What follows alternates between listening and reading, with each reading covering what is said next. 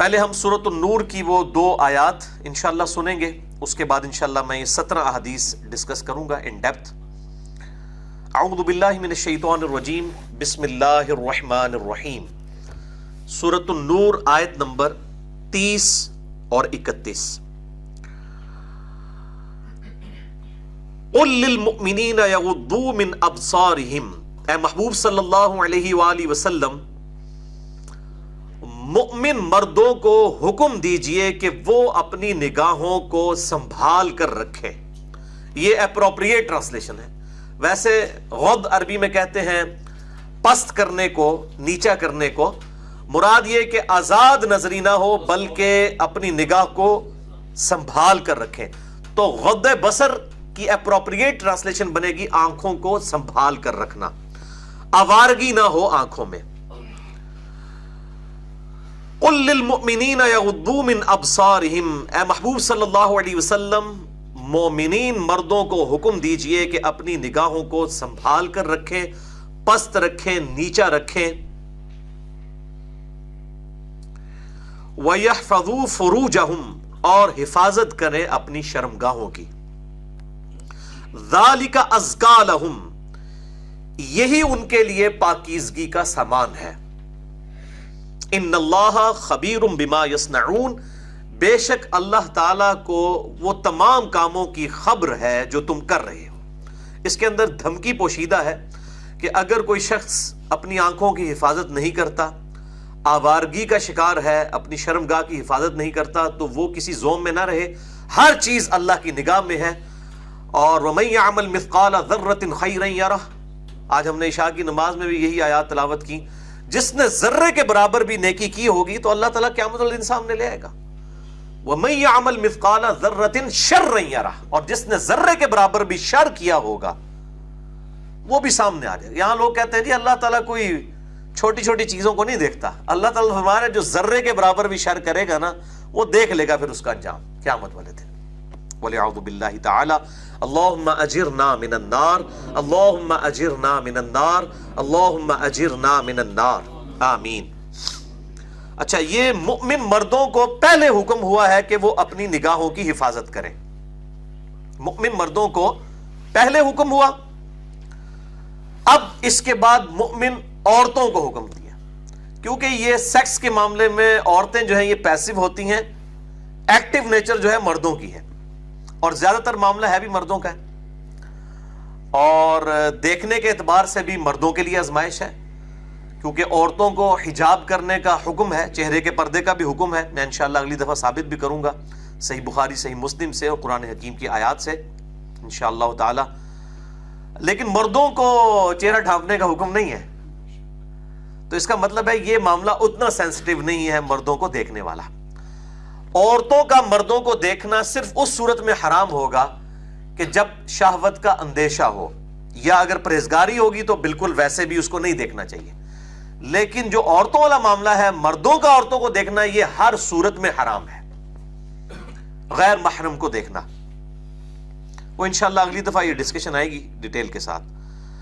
تو پہلے مؤمن مردوں کی آنکھوں کے پردے کا حکم کہ اپنی آنکھوں کو سنبھال کر رکھیں، اس کے بعد حکم آیا وَقُلْ لِلْمُؤْمِنَاتِ، اور اے محبوب صلی اللہ علیہ وسلم مؤمنہ عورتوں کو بھی حکم دیجئے، ان سے بھی ارشاد فرما دیجئے یغضضن من ابصارہن، کہ وہ بھی اپنی آنکھوں کی حفاظت کریں، اپنی آنکھوں کو سنبھال کر رکھیں، آوارگی نہ ہو ان کی آنکھوں میں، ان کی آنکھوں میں بھی شرم و حیا ہونی چاہیے۔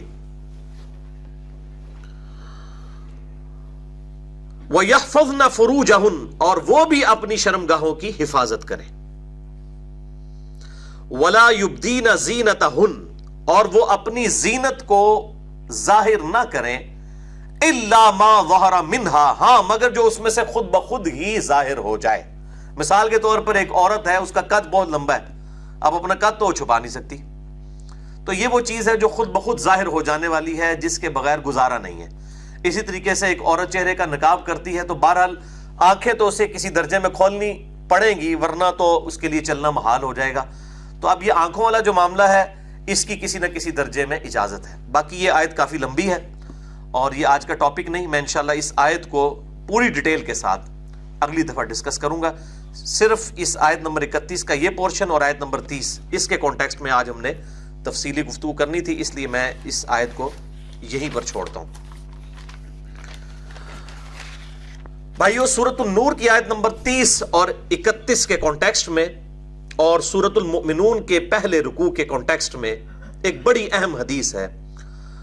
وہ حدیث صحیح بخاری میں انٹرنیشنل نمبر کے مطابق 6474 ہے، 6474، اور مشکات المصابیح میں بھی انٹرنیشنل نمبر کے مطابق 4812 ہے کہ آپ صلی اللہ علیہ وآلہ وسلم نے ارشاد فرمایا، جو شخص مجھے اپنی زبان اور شرمگاہ کی حفاظت کی گارنٹی دے دے، ضمانت دے دے، میں محمد صلی اللہ علیہ وآلہ وسلم اسے جنت کی ضمانت دیتا. بہت بڑی ضمانت ہے، بہت ہی بڑی ضمانت ہے زبان اور شرمگاہ کی حفاظت کے اعتبار سے.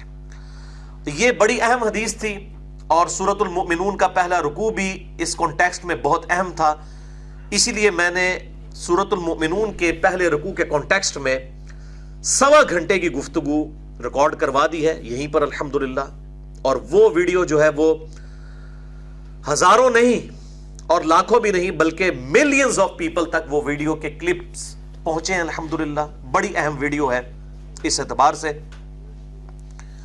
اور اس کا عنوان تھا مسئلہ نمبر 155 اہل سنت پاک.com پہ.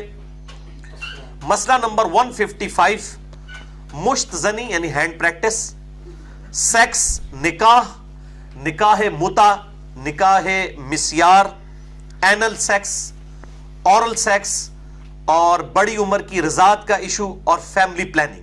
یہ تمام ٹاپکس میں نے الحمدللہ 1.25 گھنٹے کے اندر کور کیے تھے، اور ان کے پھر الگ سے بھی کلپس بھی اپلوڈ ہوئے، اور الحمدللہ وہ لاکھوں لوگوں تک پہنچے ہیں اور ان کی ہدایت کا سبب بھی بنے ہیں الحمدللہ. لیکن ہمارا آج کا جو ایکسکلوسیو ٹاپک ہے وہ غض بصر، یعنی نگاہوں کو سنبھال کے رکھنا، نگاہوں کو نیچا رکھنا، آنکھوں کی حفاظت کرنا، بد نگاہی سے بچنا.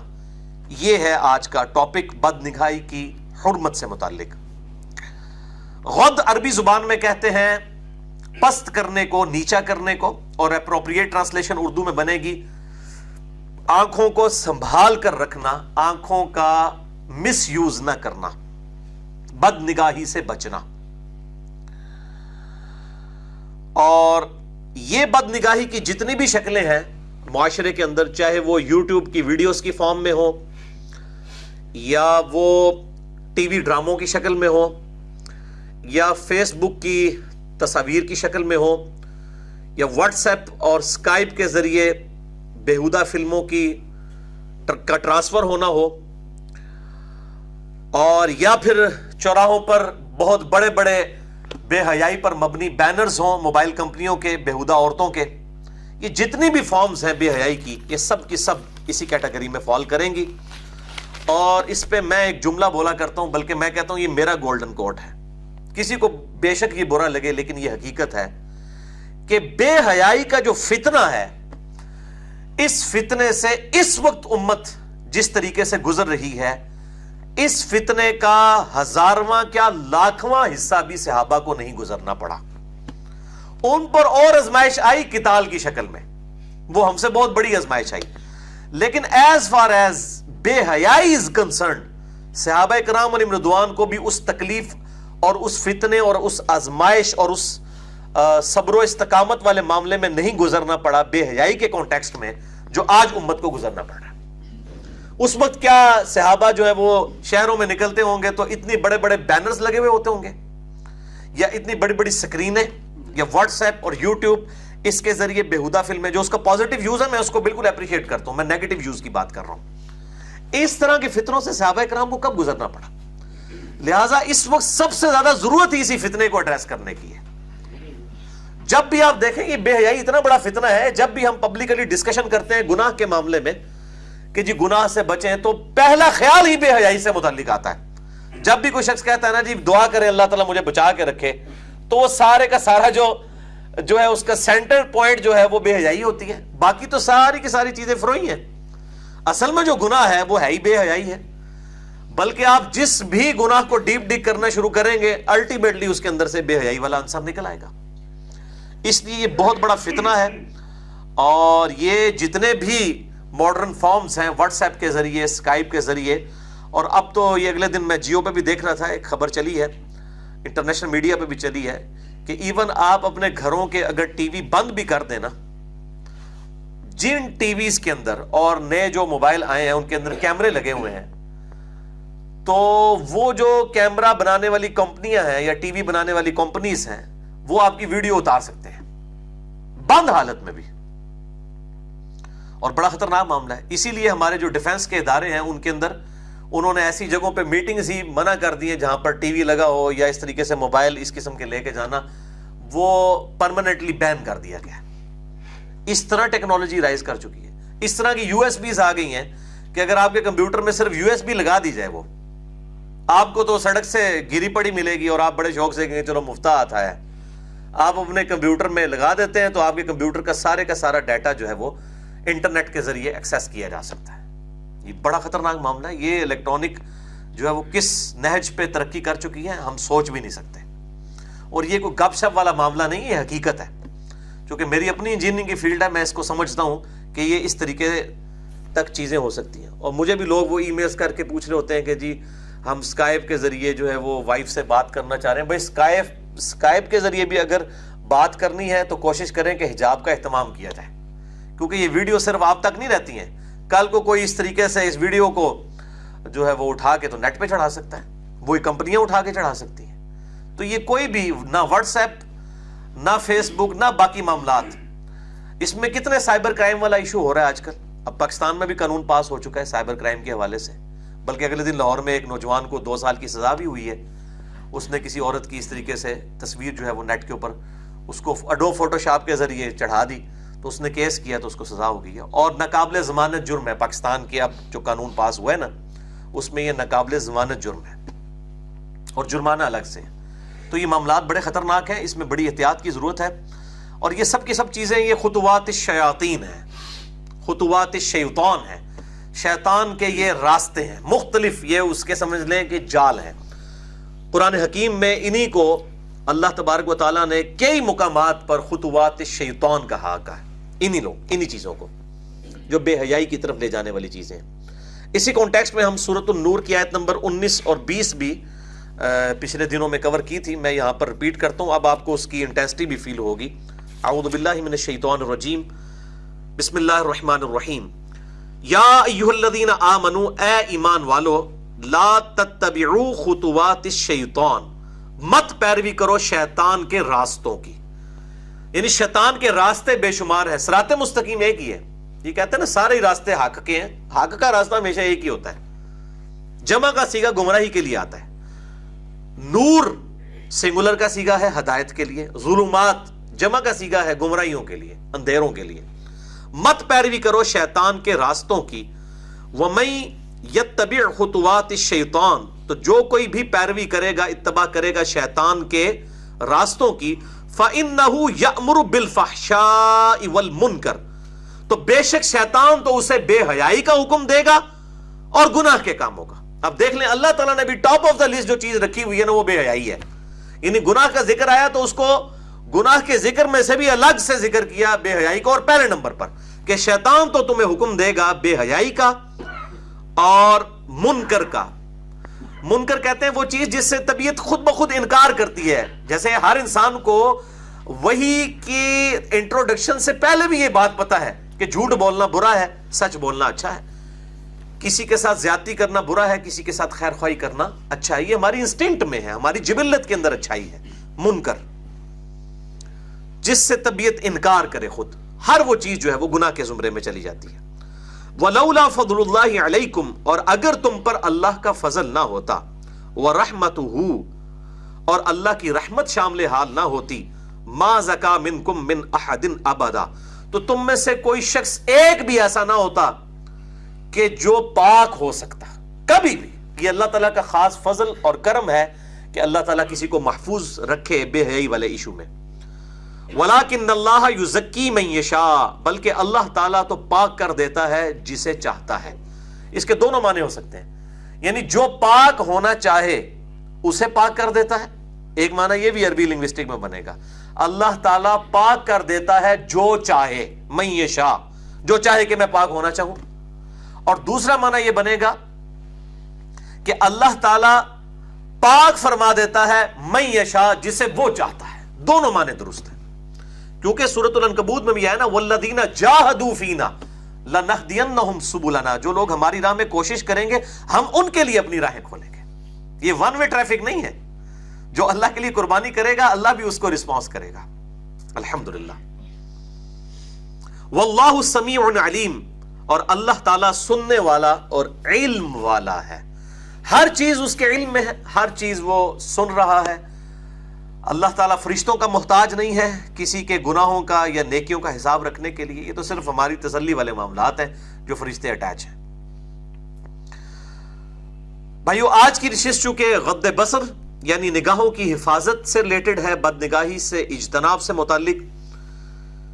باقی جو عورتوں کے حجاب اور ستر والا ایشو ہے وہ انشاءاللہ میں اگلی دفعہ ڈسکس کروں گا انہی آیات کے کانٹیکسٹ میں، اور سورۃ الاحزاب کی کچھ آیات بھی ڈسکس کروں گا سورۃ النور کے ساتھ ساتھ انشاءاللہ.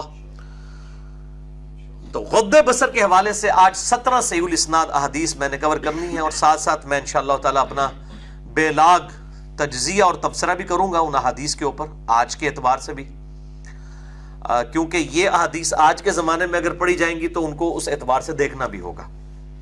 اور یہ 17 کا عدد میں نے اسی نسبت سے لیا ہے کہ دن رات میں فرض نماز کی رکعتوں کی تعداد جو ہے وہ 17 ہے، جس پہ اہل سنت اور اہل تشیع کا اجماع ہے.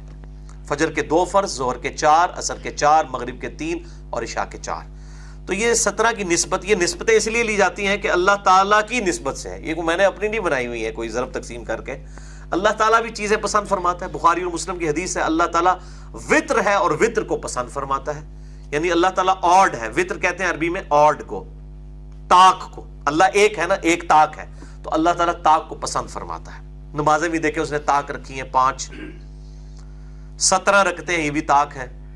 اسی طریقے سے جو طواف کعبہ کے چکر ہیں وہ بھی 7 ہیں، آسمان بھی 7 ہیں. تو اللہ تبارک و تعالیٰ نے کئی معاملات میں آرڈ کو پسند فرمایا.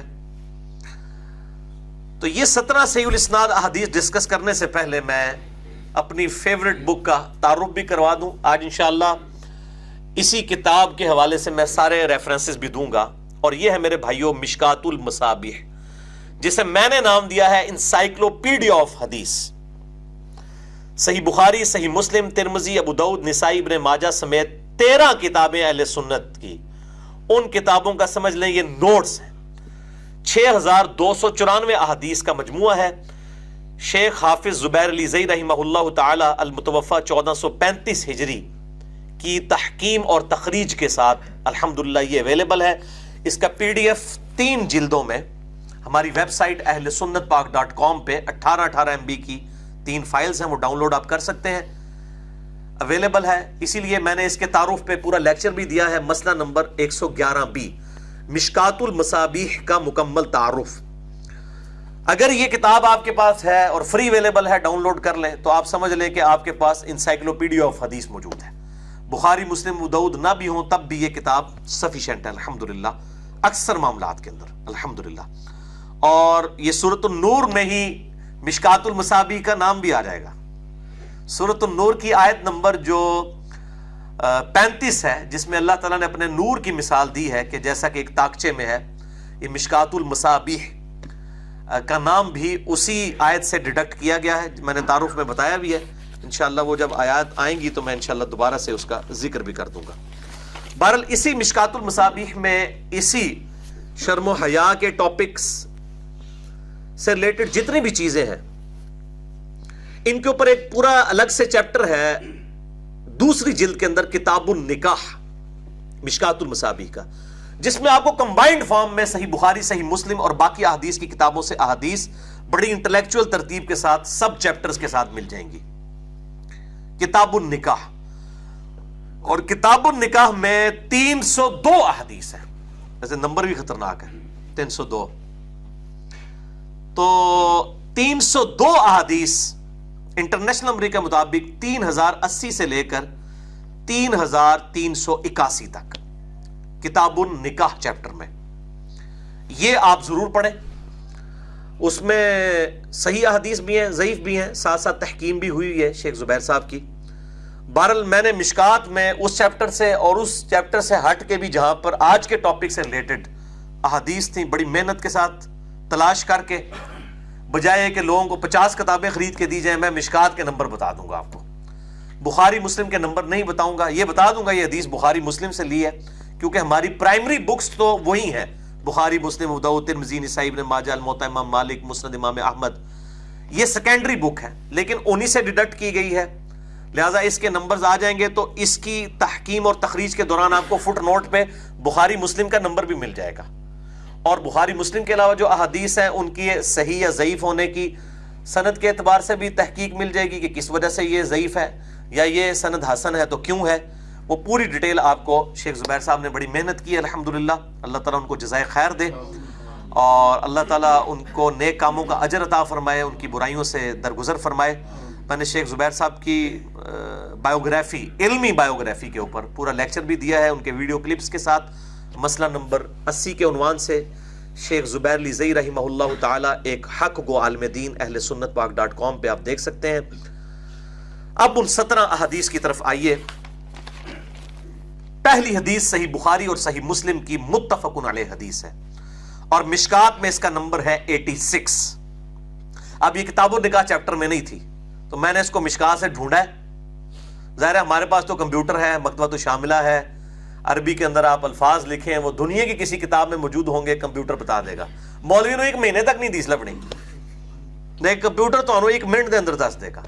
اسی لیے وہ بڑے بڑے علماء مجھے فون کر کے احادیث پوچھ رہے ہوتے ہیں. مجھے تو الحمدللہ اکثر احادیث کے ریفرنسز ویسے ہی یاد ہوتے ہیں، تو وہ کہتے ہیں نہیں بڑی لبی ہے، نہیں لبی، یہ کوئی مسئلہ ہی نہیں ہے، فوراً مل جاتی ہے. تو اس لیے میں علماء سے بھی ریکویسٹ کرتا ہوں کہ وہ اب تھوڑا اپنا لیول رائز کریں، احادیث کے جو سافٹ ویئرز بنے ہوئے ہیں ان کے اوپر جو ہے وہ محنت کریں اور یہ ایکسپرٹیز حاصل کریں. آپ وہ کتابیں کروڑوں روپے میں بھی نہیں خرید سکتے، کروڑوں روپے میں، جو مکتبۃ شاملہ کے اندر آپ کے پاس اویلیبل ہیں. آپ فری ڈاؤن لوڈ بھی کر سکتے ہیں، ویب سائٹ، مختلف ویب سائٹس اویلیبل ہیں. تو ہزاروں کتابیں، احادیث کی سینکڑوں کتابیں، احادیث کی شرح، اس طریقے سے قرآن حکیم کی تفاسیر، یہ سب کے سب عربی میں. اردو میں بھی ابھی لاہور کی ایک پارٹی نے ایزی قرآن و حدیث کے نام سے سافٹ ویئر بنایا، لیکن وہ اس کا مسئلہ ہے وہ انٹرنیشنل نمبرنگ پہ نہیں ہے. لیکن یہ جو ایپلیکیشن بنی ہوئی ہے اینڈرائڈ اسلام 360 کے نام سے، اس میں احادیث جو ہے وہ انٹرنیشنل نمبرنگ کے اوپر ہے. صرف صحیح مسلم کا ایشو ہے، وہ میں نے ان تک میسج پہنچا دی ہے اور انشاءاللہ مجھے ٹائم ملے گا تو میں ان سے زاہد صاحب سے خود بھی بات کروں گا. بلکہ انہوں نے جو ہے وہ بھائی نے رابطہ کیا تھا، انہوں نے کہا تھا میں علی بھائی کے لیکچرز بھی میں نے دیکھے ہیں، تو میں نے ان کو اپنا کلپ بھی صحیح مسلم کی انٹرنیشنل نمبرنگ کے جو لحاظ سے تھا وہ بھجوایا تھا کہ مسلم شریف کی انٹرنیشنل نمبرنگ کا ایشو چل رہا ہے. باقی سارے انٹرنیشنل نمبر ہیں لیکن اس کے اوپر 2 نمبرنگ چل رہی ہیں، دارالاسلام کی اور ایک اور فواد عبدالباقی کی. وہ انشاءاللہ میں ان سے فون پہ بھی بتاؤں گا ان کو ڈیٹیل کے ساتھ کہ اس کو کر لیں.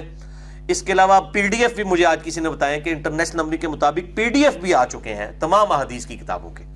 تو یہ جو ہم نے الحمدللہ آواز بلند کی تھی انٹرنیشنل نمبرنگ کہ پوری دنیا میں سٹینڈرائز نمبرنگ جو ہے وہ صرف عربی تک تھی، اب اردو تک بھی یہ فیض جو ہے وہ الحمدللہ پہنچ گیا. تو پہلی حدیث صحیح بخاری اور صحیح مسلم کی متفق علیہ حدیث، مشکات میں اس کا نمبر ہے 86 کہ آپ صلی اللہ علیہ وسلم نے فرمایا آنکھ کا زنا دیکھنا ہے، زبان کا زنا بولنا ہے، ہاتھ کا زنا پکڑنا ہے، ٹانگ کا زنا چل کر جانا ہے،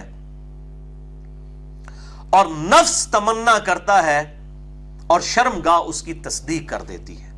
یعنی یہ سارے کے سارے اعضاء جو ہیں وہ اس بے حیائی کے اندر انوالو ہوتے ہیں. الٹیمیٹلی سٹارٹ جو ہے وہ آنکھ سے ہوتا ہے، اس لیے آنکھ کا ذکر پہلے کیا، زبان، ہاتھ، ٹانگ اور دل کا ذکر بعد میں کیا.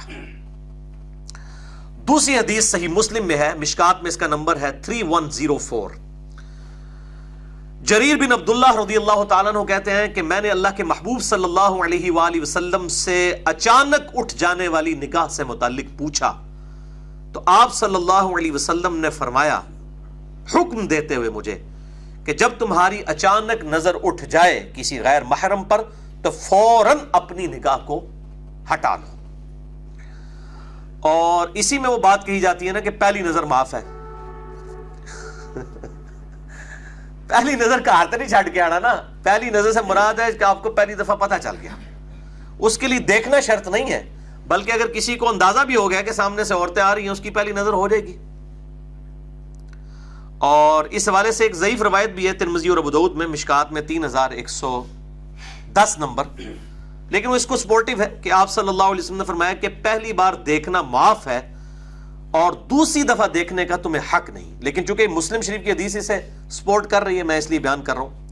اسی طریقے سے مسند احمد میں ایک حدیث ہے، وہ بھی ضعیف ہے ویسے، مشکات میں اس کا نمبر ہے 3124، کہ آپ صلی اللہ علیہ وسلم نے فرمایا جو شخص کسی عورت کے حسن و جمال سے متاثر ہو دیکھنے کے بعد اور فوراً وہ اپنی نگاہ کو ہٹا لے تو اللہ تعالیٰ اسے عبادت میں سرور عطا فرمائے گا جس کی لذت وہ محسوس کرے گا۔ تو یہ روایت تو ضعیف ہے، لیکن یہ بات حقیقت ہے کہ جو شخص جتنا پاکیزہ رہے گا اتنی اس کے لیے لذت ہوگی، ورنہ تو ظاہر ہے وہ جو جتنا بے حیائی میں مبتلا ہوگا وہ نماز پڑھنے چلا بھی جائے گا تو وہاں بھی اس کو خیالات ہی آتے رہیں گے۔ جو پنجابی کہا جاتا ہے جڑے تھے پیڑے لاہور بھی پیڑے، اور کعبے بھی جا کے پیڑے، ٹھیک ہے نا۔ اور خانہ کعبہ میں تو اس حوالے سے بڑی آزمائش ہوتی ہے، وہاں پہ تو مطلب چونکہ عورتوں کا چہرہ کھلا ہوتا ہے، اور صحیح بخاری میں حدیث ہے کہ آپ صلی اللہ علیہ وسلم نے حکم دیا ہے کہ احرام کی حالت میں عورتیں چہرہ کھلا رکھیں گی۔ یہ حدیث بھی ہمیں سپورٹ کرتی ہے کہ احرام کے علاوہ پھر عورتوں کو چہرہ کھلا رکھنے کی اجازت نہیں ہے، اور احرام کی حالت میں کھلا رکھیں گی وہ آزمائش ہے، وہاں پہ پھر آپ نے نگاہوں سے حفاظت کرنی ہے۔ وہاں پہ اختلاط بھی ہوتا ہے، مرد و عورت اکٹھا طواف بھی کرتے ہیں، تو وہ ایک آزمائش والا معاملہ ہے، اس کو حکم عام نہیں لیا جا سکتا۔ میں انشاءاللہ اگلی دفعہ اس کے اوپر ڈسکشن بھی کروں گا انشاءاللہ تعالی۔ تو تیسری حدیث اسی کانٹیکسٹ میں صحیح مسلم میں ہے، اور یہ کریٹیکل حدیث ہے، میں مسلم شریف کے بھی نمبر بتا دیتا ہوں، 3407 اور 3409، اور مشکات میں اس کا ایک حصہ آخری والا موجود ہے 3105، کہ نبی صلی اللہ علیہ وسلم کی اچانک نظر ایک عورت پہ پڑی۔ یہ صحیح مسلم پڑھ رہا ہوں، کوئی سٹوری بک نہیں ہے۔ آپ صلی اللہ علیہ وسلم فوراً اپنے گھر گئے، اپنی بیوی زینب کے ساتھ ازدواجی تعلق قائم کیا۔ اس کے بعد آپ صلی اللہ علیہ وسلم گھر سے باہر نکلے، آپ صلی اللہ علیہ وسلم نے اپنے اصحاب کو وہاں پر مخاطب کر کے خطبہ دیا، اور آپ صلی اللہ علیہ وآلہ وسلم نے ارشاد فرمایا کہ بے شک عورت شیطان کی شکل میں سامنے آتی ہے، یعنی یہ شیطان عورت کو مس یوز کرتا ہے۔ اس عورت بیچاری کا کوئی قصور نہیں ہے اگر وہ اس طریقے سے سامنے سے گزر رہی ہے، اگر وہ پردے کا اہتمام کرتی ہے۔ شیطان یعنی کہ انسان کو ابھارتا ہے اس طرح کے معاملے۔ لوگ تو مطلب بدنگاہی کا جو شکار ہے وہ پردے والی عورتوں کو بھی نہیں چھوڑتے، ان کو بھی دیکھتے ہیں، بلکہ فرض سمجھتے ہیں، اور کیا داڑھی والے کیا بغیر داڑھی والے۔ تو پہلی نظر ہی جو ہے نا وہ معاف کروانے کے چکر میں جو ہے نا وہ گھسیٹتے۔ بے شک عورت شیطان کی شکل میں سامنے آتی ہے اور مڑتی ہے، یعنی اس کے انداز ایسے ہوتے ہیں کہ تم اس کی طرف اٹریکٹ ہو۔ جب تمہیں کوئی عورت بھلی لگے اور تمہارے دل میں اتر جائے تو فوراً اپنی بیوی سے جا کر ازدواجی تعلق قائم کرو۔ یہ تعلق اس خیال کو تمہارے دل سے دور کر دے گا جو اس عورت کے سبب آ گیا، اور یہی ذریعہ ہے کہ تم اس عورت کے خیال سے جان چھڑا سکتے ہو۔ یہ ہے وہ پوری حدیث، اور یہ آپ صلی اللہ علیہ وآلہ وسلم کے ساتھ فزیکلی یہ مسئلہ ہوا ہے۔ ظاہر ہے کہ انبیاء کو جو معصوم کہا گیا ہے نا، وہ ان معنوں میں نہیں ہے کہ ان میں گناہ کی حصی کوئی نہیں ہے۔ اگر گناہ کی حص نہ ہو تو انبیاء کا معصوم ہونا ان کی کوئی نیک نامی تو نہ ہوئی۔ انبیاء کی معصومیت کا، عصمت کا عقیدہ یہ ہے کہ وہ گناہوں پر قدرت کے باوجود اللہ کے خوف کی وجہ سے گناہ سے بچتے ہیں، اور وہ بھی صرف گناہ سے۔ لغزش اور غلطی انبیاء سے بھی ہو سکتی ہے۔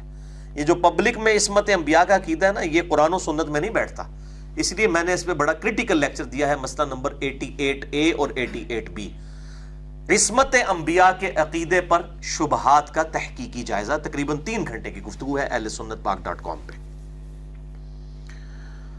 تو آپ صلی اللہ علیہ وسلم نے فرمایا کہ اپنی بیوی سے ازدواجی تعلق قائم کرو، اور اس میں یہ بھی الفاظ ہیں کہ تمہاری بیوی کے پاس بھی وہی کچھ ہے جو اس عورت کے پاس ہے، یہ عمل تم سے اس عورت کا خیال دور کر دے گا۔ بڑے کریٹیکل الفاظ ہیں۔ اور یہ اس عمل کے اوپر تو بشارت بھی ہے ایون. صحیح مسلم میں حدیث ہے انٹرنیشنل نمبر کے مطابق 2329 اور مشکات میں بھی موجود ہے 1898 کہ آپ صلی اللہ علیہ وسلم نے فرمایا کہ سبحان اللہ کہنا بھی صدقہ ہے, الحمدللہ کہنا بھی صدقہ ہے, اللہ اکبر کہنا بھی صدقہ ہے, لا الہ الا اللہ بھی کہنا صدقہ ہے. یعنی یہ سارے نیکیوں کے کام ہیں. حتیٰ کہ تمہارا اپنی بیویوں کے ساتھ ازدواجی تعلق قائم کرنا بھی صدقہ ہے, اس پہ بھی ثواب ملے گا. صحابہ کرام نے پوچھا یا رسول اللہ صلی اللہ علیہ وآلہ وسلم, کیا جب ہم لوگ اپنی بیویوں سے ازدواجی تعلق قائم کرتے ہیں تو اس میں بھی ہمیں ثواب ملے گا؟ تو آپ صلی اللہ علیہ وسلم نے فرمایا کہ مجھے بتاؤ, اگر تم یہی خواہش کسی ایسی عورت سے پورا کرو کہ جو تمہارے لیے حلال نہیں ہے تو کیا تمہیں گناہ ملے گا؟ صحابہ نے کہا یا رسول اللہ ملے گا. تو آپ صلی اللہ علیہ وسلم نے فرمایا پھر تمہیں اپنی بیوی سے ازدواجی تعلق قائم کرنے پر ثواب بھی ملے گا. سبحان اللہ, یہ ہے نظریہ دین کا. تو چوپڑیاں نالے دو ٹھیک ہے جی, یہ وہ چیز ہے, تو ثواب بھی ملے گا الحمدللہ.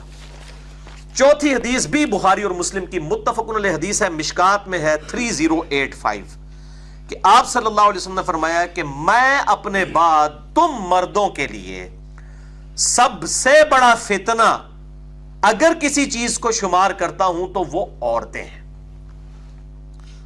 اچھا, یہ ویسے پرٹیکولر تو اس اعتبار سے ہے کہ خامدوں کو کہا گیا کہ اپنی بیویوں کے حقوق کا خیال رکھیں, یہ فتنہ ہے, آزمائش ہے. لیکن تعویل عام میں یہ اس معاملے میں بھی آتا ہے کہ عورتوں کا فتنہ مراد یہ کہ عورتوں کی طرف جو مردوں کا رجحان ہے وہ اللہ تعالیٰ نے بہت بڑی آزمائش بنائی ہے, اور بعض اوقات شادی شدہ لوگ جو ہیں ان کے لیے زیادہ بڑی آزمائش بن جاتی ہے. پانچویں حدیث صحیح مسلم سے, مشکات میں اس کا نمبر ہے 3086. آپ صلی اللہ علیہ وسلم نے فرمایا کہ دنیا بہترین اور سرسبز و شاداب ہے, یعنی اللہ تعالیٰ نے دنیا میں یہ لذتیں رکھی ہوئی ہیں. اللہ تمہیں خلیفہ بنانے والا ہے, یعنی آپ صلی اللہ علیہ وسلم صحابہ سے رخصت ہو رہے ہیں, امت سے جا رہے ہیں اور کہہ رہے ہیں کہ تمہیں اللہ تعالیٰ اس زمین پر حکومت دے گا اور پھر اللہ دیکھے گا تم کیسے اعمال کرتے ہو. تم دنیا اور عورتوں کے فتنے سے بچنا. دو چیزیں فرمائی, دنیا کی محبت, دنیا کے مال کی محبت, دنیا کے عہدے کی محبت, اور عورتوں کا فتنہ, کیونکہ بنی اسرائیل میں پہلا فتنہ عورتوں کی وجہ سے ہوا تھا. یہ ہمارے پنجاب میں بھی ایک محاورہ بولا جاتا ہے نا, زار زن اور زمین. زار مال کو کہتے ہیں, زن عورت کو, اور زمین بھی وہ مال کی اسی کیٹیگری میں آتا ہے. یعنی دنیا میں دو ہی فتنے ہیں, مال کا فتنہ ہے اور عورت کا فتنہ ہے. فتنہ مال پہ میں نے الگ سے 1.5 گھنٹے کا لیکچر بھی دیا ہے, مسئلہ نمبر 51 کے عنوان سے, رزق حرام کی مذمت, دنیا پرستی کا انجام اور اس کا علاج. قرآن حکیم سے 11 آیات کراس ریفرنس کے طور پر, اور بخاری اور مسلم سے 17 صحیح الاسناد احادیث. وہاں بھی میں نے 17 حدیث بیان کی تھی, یہ 17 کا عدد وہاں پہ بھی چلتا ہے. چھٹی حدیث بھی بخاری اور مسلم کی متفق علیہ حدیث ہے, اور مشکات میں اس کا نمبر ہے 3515 کہ ایک آدمی نے نبی صلی اللہ علیہ وسلم کے گھر میں سوراخ سے جھانکا کہ چیک کرا کہ اندر ہے کہ نہیں. سوراخ سے جھانکا. آپ صلی اللہ علیہ وآلہ وسلم اپنے مبارک بالوں میں کھجلی کر رہے تھے, اور صحابہ کہتے ہیں آپ کے ہاتھوں میں لکڑی یا لوہے کی کوئی سلائی تھی جس کے ذریعے آپ صلی اللہ علیہ وسلم کھجلی کر رہے تھے. ظاہر ہے گھنے بال تھے اور کھجلی کے لیے اس طرح کی چیز کی ضرورت پڑ جاتی ہے, نیچرل پروسیس ہے. آپ صلی اللہ علیہ وسلم کو جب یہ بات پتہ چلی نا کہ یہ, اس نے آگے بتایا ہوگا کہ بھئی میں جھانک رہا تھا اس طریقے سے, میں نے چیک کیا تو میں اس لیے آپ اجازت لے کے اندر آئے ہوں. تو آپ صلی اللہ علیہ وآلہ وسلم نے فرمایا اگر میں تمہیں پہلے دیکھ لیتا کہ تم میرے گھر میں جھانک رہے ہو تو یہ لوہے اور لکڑی کی جو سلاخ ہے میں تمہاری آنکھوں میں چھپو کر تمہاری آنکھیں ختم کر دیتا. اور پھر آپ صلی اللہ علیہ وسلم نے فرمایا کہ دیکھنے کی وجہ ہی سے تو اجازت لینا مقرر کیا گیا ہے. یہ بڑے کریٹیکل الفاظ ہیں کہ یہ جو کہا گیا کہ گھر میں بغیر اجازت کے داخل نہ ہو, اور یہ آنکھوں کی وجہ سے مقرر کیا گیا ہے. اصل ایشو ہی آنکھیں. اسی کانٹیکسٹ میں بخاری اور مسلم میں ایک اور حدیث بھی ہے, مشکات میں اس کا نمبر ہے 3514 کہ آپ صلی اللہ علیہ وسلم نے فرمایا اگر کوئی شخص بلا اجازت تمہارے گھر میں جھانکے اور تم پتھر یا کنکر مار کے اس کی آنکھ پھوڑ دو تو تم پر کوئی گناہ نہیں ہے، قانوناً اس کے اوپر کوئی گرفت نہیں ہے اگر کسی کی آنکھ نکال دی جائے اس طریقے سے، کیونکہ بلا اجازت تو نہیں ہو سکتا، اجازت ہوگا ظاہر ہے عورتوں کو پھر پردے پہ کر لیا جائے گا، پھر تو گھر میں آنے کی اجازت ہے، لیکن بغیر اجازت کے کوئی دیکھتا ہے جھانکتا ہے یہ چیز منع ہے۔ 7ویں حدیث صحیح مسلم میں ہے، مشکات میں 3100 اس کا نمبر ہے۔ آپ صلی اللہ علیہ وسلم نے فرمایا کہ آدمی کوئی بھی مرد کسی دوسرے مرد کی شرمگاہ کو نہ دیکھے، نہ عورت کسی عورت کی شرمگاہ کو دیکھے۔ اجنبی میاں بیوی والا معاملہ تو الگ سے ہے، میں نے مسئلہ نمبر 155 میں یہ چیز بتائی ہے، اور نہ کوئی مرد کسی دوسرے مرد کے ساتھ ایک کپڑے میں سوئے اور نہ کوئی عورت کسی عورت کے ساتھ ایک کپڑے میں سوئے۔ تو اس سے یہ بات پتہ چل گئی کہ اب مرد کا بھی مرد کو دیکھنا، اس کے سطر کو دیکھنا حرام ہے، اور ران بھی جو ہے نا وہ سطر میں آتی ہے، لہذا یہ فٹ بال کے میچ تو فارغ ہو جائیں گے، فٹ بال اور ہاکی کے، پیچھے کرکٹ ہی بچے گی۔ تو کیونکہ حدیث ہے مسند احمد میں مشکات میں ہے 3114 کہ آپ صلی اللہ علیہ وسلم نے ایک صحابی کو دیکھا، اس کی ران کھلی ہوئی تھی، آپ صلی اللہ علیہ وآلہ وسلم نے فرمایا کہ اپنی رانوں کو ڈھانپو، رانے بھی سطر میں داخل ہیں، یعنی جو ڈیٹم لائن ہے مرد کے لیے ناف سے لے کر گھٹنوں تک جو سطر ہے، اور عورت کے لیے چہرے کو اور یہ 2 ہاتھ اور 2 پاؤں کو چھوڑ کے باقی سطر ہے۔ یہ سطر کی بات ہو رہی ہے، حجاب ایک الگ چیز ہے، یہ سطر ہے جس کے ساتھ وہ باقی لوگوں کے سامنے جو اس کے محرم رشتہ دار ہیں وہ آ سکتی ہے، لیکن جو غیر محرم ہے ان کے ساتھ پھر ایڈیشنل ہے، سطر کے ساتھ حجاب والا معاملہ بھی ہوگا۔ تو یہ سطر اور حجاب یہ 2 الگ سے ٹرمز ہیں، میں انشاءاللہ اگلی دفعہ اسے ڈسکس کروں گا۔ تو آپ صلی اللہ علیہ وسلم نے رانوں کو بھی فرمایا کہ یہ بھی سطر میں داخل ہے۔ 8ویں حدیث بھی بخاری اور مسلم، یہ دیکھ لیں ساری حدیث صحیح بخاری صحیح مسلم سے، اکثر متفق علیہ ہیں، کچھ ایبسولوٹ بخاری مسلم کی ہیں۔ مشکات میں 3099 بخاری اور مسلم دونوں میں موجود ہے، آپ صلی اللہ علیہ وسلم نے فرمایا کہ کوئی عورت کسی دوسری عورت کے ساتھ اپنا جسم ٹچ نہ کرے اور نہ اس کے ساتھ اس طرح کا تعلق رکھے کہ پھر وہ اپنے خاوند کو اس عورت کے خد و خال بتانا شروع کرے گویا کہ اس کا خاوند اس عورت کو دیکھ رہا ہو۔ یہ بعض عورتوں کی عادت بھی ہوتی ہے، وہ جی فلانی آئی سی وہ بڑی سونی ہے جی، اس طرح کی گفتگو کرنے سے یعنی بیویوں کو منع کیا گیا وہ اپنے خاوندوں کے سامنے کسی بھی عورت کی خوبصورتی کا ذکر نہ کریں کہ وہ اسے دیکھ رہا ہو۔ اب مجھے بتائیں یہ تصور میں دیکھنا ہے نا، اس کو نبی صلی اللہ علیہ وسلم نے منع کیا ہے، تو ڈائریکٹ دیکھنا کیا ہوگا؟ ابھی تک ان مولویوں کو سمجھ نہیں آ رہی، جو آزاد خیال مولوی ہیں غامدی صاحب جیسے یا ڈاکٹر ذاکر نائک اور شیخ البانی جیسے لوگ، کہ چہرے کا پردہ ہے یا نہیں ہے۔ بھائی جو تصور میں کہا جا رہا ہے کہ نہ دیکھے تو فزیکلی دکھایا جائے گا؟ تو یہ اسلام کے مزاج کو سمجھا جائے، اسلام کس مزاج کے اوپر چل رہا ہے۔ تو یہ بڑی اہم حدیث تھی کہ آپ صلی اللہ علیہ وسلم نے اس تصور سے بھی منع فرما دیا۔ 9ویں حدیث بھی بخاری اور مسلم کی متفق علیہ حدیث ہے، مشکات میں ہے 3121۔ اب یہ آپ صلی اللہ علیہ وسلم کے گھر کی مثال ہے، بہت اہم مثال ہے۔ ام سلمہ رضی اللہ تعالی عنہا امہات المومنین میں سے، حضور کی بیوی، آپ صلی اللہ علیہ وسلم ام سلمہ کو ملنے آئے اپنی بیوی کے پاس، وہاں پر ام سلمہ کا بھائی بھی بیٹھا ہوا تھا، وہاں پر ایک ہیجڑا بھی بیٹھا ہوا تھا، مخنث جسے ہم کہتے ہیں اردو میں، عربی کا لفظ ہے مخنث، یہ عربی کا لفظ ہے ہیجڑا۔ اب ہیجڑے کا تو مسئلہ ہی ڈیفرنٹ ہے، ظاہر ہے وہ نہ مردوں میں نہ عورتوں میں، بلکہ جو اوریجنل مخنث ہیں ان میں تو سیکس والی حص بھی نہیں ہوتی ہے، یہ آج کل تو جعلی بنے ہوئے نا آپریشن کروا کے، یا یہ جو ایک ذریعہ معاش بنانے کے لیے، ادروائز جو اوریجنل ہجڑے ہیں نا ان میں یہ سیکس والی حص ہی نہیں اللہ نے رکھی ہوئی ہے، ان کے لیے کوئی اٹریکشن نہیں ہوتی ہے۔ تو ہجڑا بیٹھا ہوا تھا ام سلمہ کے پاس، بخاری مسلم دونوں میں موجود، مشکات میں 3121، اور ام سلمہ کا بھائی بیٹھا تھا اور نبی صلی اللہ علیہ وسلم بھی بیٹھے ہوئے ہیں۔ اس ہجڑے کی اور مخنث کی گفتگو سنے، اس نے نبی صلی اللہ علیہ وسلم کا بھی کوئی لحاظ نہیں کیا، اس نے ام سلمہ کے بھائی کو نبی صلی اللہ علیہ وسلم کے سالے سے کہا کہ اگر اللہ تعالیٰ نے طائف کی فتح مسلمانوں کو نصیب کی نا تو میں تمہیں وہاں ایک لڑکی دکھاؤں گا۔ وہ ہجڑا کہتا ہے نبی صلی اللہ علیہ وسلم کے سالے کو نبی صلی اللہ علیہ وسلم بیٹھے ہوئے ہیں, آپ کی بیوی ام سلمہ بیٹھی ہوئی ہے, سالہ بیٹھا ہوا ہے, تو وہ اس کو کہتا ہے ہجڑا کہ میں تمہیں غیلان ایک علاقہ ہے, وہ اسی کا کوئی محلہ ہے طائف کا, اور وہاں پر ایک لڑکی دکھاؤں گا, اور اللہ تعالیٰ کو بیچ میں شامل کیا, اللہ تعالیٰ نے اگر فتح کی تو یہ دکھاؤں گا میں تمہیں. جب وہ لڑکی آتی ہے تو اس کے پیٹ پہ 4 بال پڑتے ہیں, اور جب مڑ کے جاتی ہے تو 8 بال پڑتے ہیں. اصل میں عربی جو ہے نا موٹی عورتوں کو بڑا پسند کرتے تھے. آج کل تو معاملہ الٹ ہو گیا نا, سمارٹ والا چکر آ گیا نا. عربی تو خیر آج کل بھی کرتے ہوں گے, خود بھی بڑے موٹے ہوتے ہیں, ظاہر ہے ان کو اب کام ہی کوئی نہیں ہے, کھانا پینا اور بس کبھی عمرہ کر لیا, اور یہ اس طریقے سے گاڑیاں, سب کچھ ان کے لیے تو فکر معاش نہیں ہے. یہ تو ہمارے لوگوں کے مسئلے ہیں نا, اکثریت کا تو یہی حال ہے. تو کھانا پینا عورتیں, یہی ان کا معاملہ ہے. تو موٹی عورتوں کو پسند کرتے تھے. تو وہ اب وہ جو ہجڑا ہے وہ نبی صلی اللہ علیہ وسلم کے سامنے, آپ کی بیوی کے سامنے, آپ کے سالے کو صلی اللہ علیہ وآلہ وسلم رضی اللہ عنہم اجمعین, وہ یہ بات کہہ رہے ہیں. تو آپ صلی اللہ علیہ وسلم غصے میں آئے, اور آپ نے منع فرما دیا ام سلمہ کو, آندہ سے تم عورتوں کے پاس کوئی ہجڑا بھی نہ آیا کرے. حالانکہ دیکھیں وہ سیکس فری ہے, لیکن اس طرح کے ہجڑے کو بھی آنے سے منع کیا گیا. اسی میں امپلائڈ ہے کہ جو باپردہ عورتیں ہیں, پردہ نشین عورتیں ہیں, ان کے پاس بازاری عورتوں کو بھی نہیں آنا چاہیے.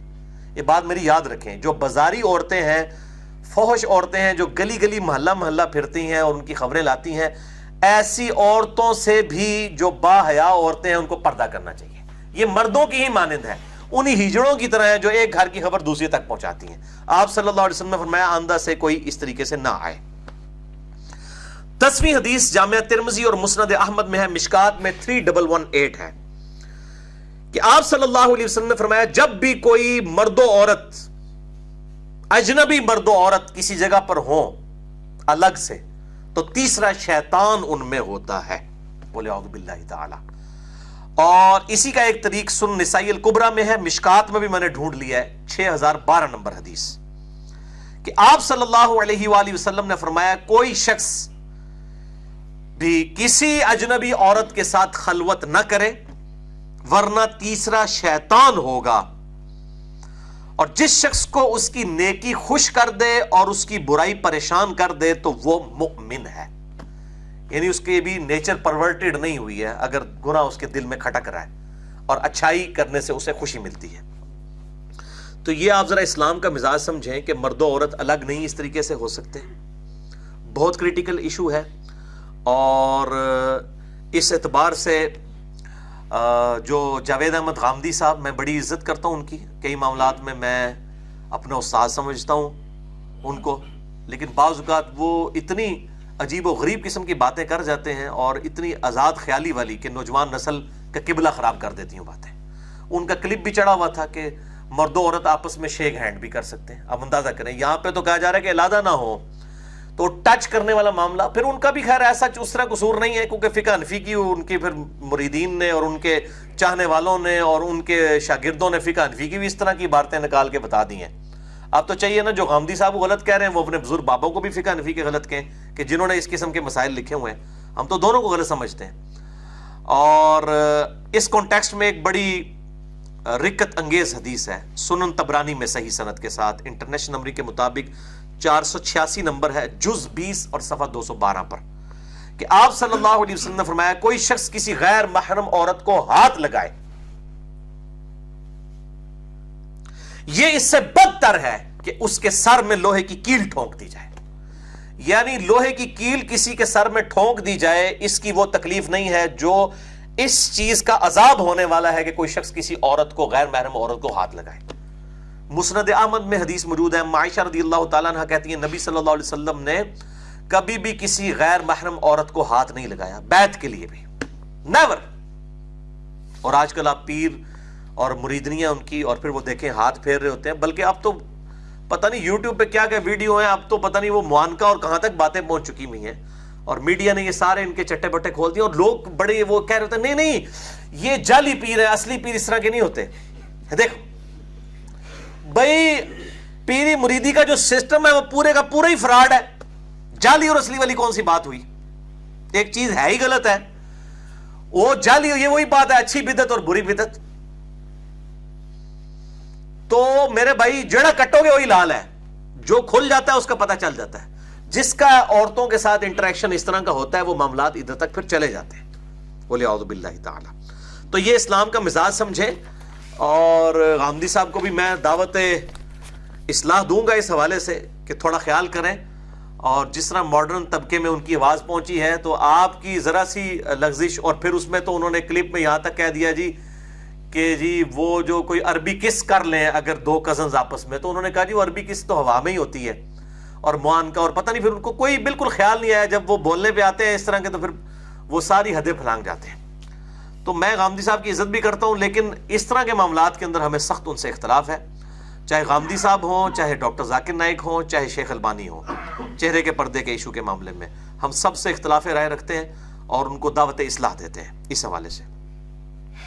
اور میں نے بڑی ڈیٹیل سے تقریباً 30-35 منٹ میں اس حوالے سے ایک بخاری اور مسلم کی حدیث کا غلط فہم لیا جاتا تھا، اس کے اوپر میں نے الگ سے ایک لیکچر بھی ریکارڈ کروایا تھا. مسئلہ نمبر 106، کالجز اور یونیورسٹیز کے اسٹوڈنٹس بوائز اور گرلز کی ڈیٹس پہ ملاقاتیں اور پردے سے متعلق احکام و مسائل. اور یہ ویلنٹائن ڈے کے اوپر بھی اس طرح کے معاملات ہوتے ہیں. اور مجھے بھی کئی لوگ فون کر رہے ہوتے ہیں، وہ کہتے ہیں جناب کہ نہیں جی ہماری تو ہم بڑی پاکیزہ محبت کرتے ہیں. اب یہ غیر محرم عورت کے ساتھ پاکیزہ محبت والا کون سا معاملہ ہے؟ پاکیزہ وہ سمجھتے ہیں شاید کوئی فزیکل انٹریکشن نہ ہو تو وہ پاکیزہ ہو جائے گی. اسی سے پوچھیں کہ آپ کی سسٹر کے ساتھ کوئی پاکیزہ محبت کرے اور دستانہ ہاتھ میں پہن کے اس کو پھول دے ویلنٹائن ڈے کے اوپر، پاکیزہ محبت ہے نا، ہاتھ بھی نہیں لگا رہا، تو آپ کو اچھا لگے گا یہ پاکیزہ محبت؟ تو دوسروں کے معاملے میں بڑا انسان کو اچھا لگ رہا ہوتا ہے، لیکن جب اپنے اوپر گزرتی ہے پھر پتہ چل جاتا ہے یہ پاکیزہ محبت ہے یا یہ پلید محبت ہے. اسلام میں جو جامعہ ترمذی میں واضح حدیث ہے، میں اگلی دفعہ بتا بھی دوں گا کہ آپ صلی اللہ علیہ وسلم نے فرمایا کہ محبت جو ہے وہ میاں بیوی کی ہے.